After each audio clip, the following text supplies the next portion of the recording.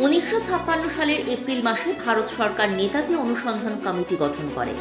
কমিটির চেয়ারম্যান ছিলেন প্রাক্তন আইএনএ অফিসার শাহনওয়াজ খান এবং সদস্য হিসাবে ছিলেন নেতাজির ভাই সুরেশচন্দ্র বসু ও বিচারপতি এস.এন. মৈত্র। এই কমিটির প্রধান উদ্দেশ্য ছিল 1945 সালের 16 আগস্ট বা তার কাছাকাছি সময়ে ব্যাংকক থেকে নেতাজি সুভাষচন্দ্র বসুর প্রস্থান, তার বিমান দুর্ঘটনায় মৃত্যুর অভিযোগ এবং সেই ঘটনার পরবর্তী সমস্ত সংশ্লিষ্ট বিষয় বিস্তারিতভাবে তদন্ত করা। কমিটি বিভিন্ন সাক্ষ্য, নথি ও প্রত্যক্ষদর্শীর বিবৃতি বিশ্লেষণ করে।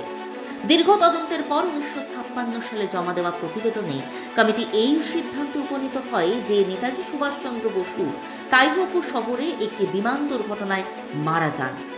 পাশাপাশি তারা জানায়, জাপানের টোকিও শহরের রেনকোজি মন্দিরে সংরক্ষিত ভস্মই নেতাজির ভস্ম।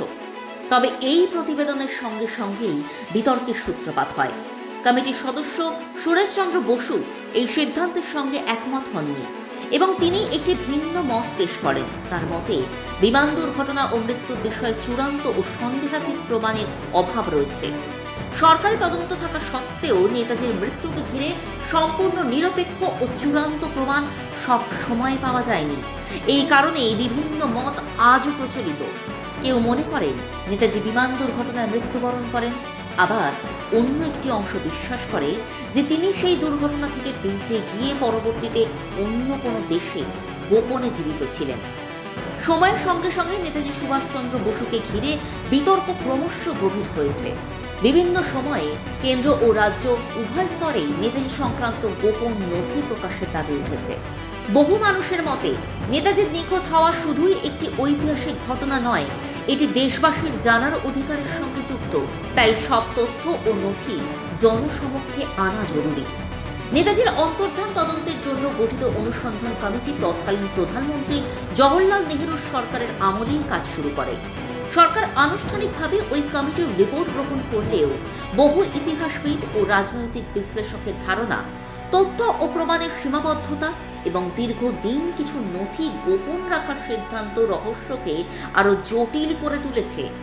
এছাড়াও আজাদ হিন্দ ফৌজের সঙ্গে সম্পর্কিত কিছু আর্থিক ও দলিল ভিত্তিক নথি সম্পূর্ণভাবে প্রকাশ না পাওয়ায় নতুন প্রশ্নের জন্ম দিয়েছে। সব মিলিয়ে বলা যায়, নেতাজি সুভাষচন্দ্র বসুর অন্তর্ধান আজও ভারতের ইতিহাসের একটি অমীমাংসিত অধ্যায়। সরকারি তদন্ত ব্যাখ্যা থাকা সত্ত্বেও বহু প্রশ্ন আজও উত্তরহীন। সেই কারণেই নেতাজি কেবল একজন স্বাধীনতা সংগ্রামী নন, বরং ভারতের ইতিহাসের অন্যতম রহস্যময় চরিত্র হয়ে রয়েছেন।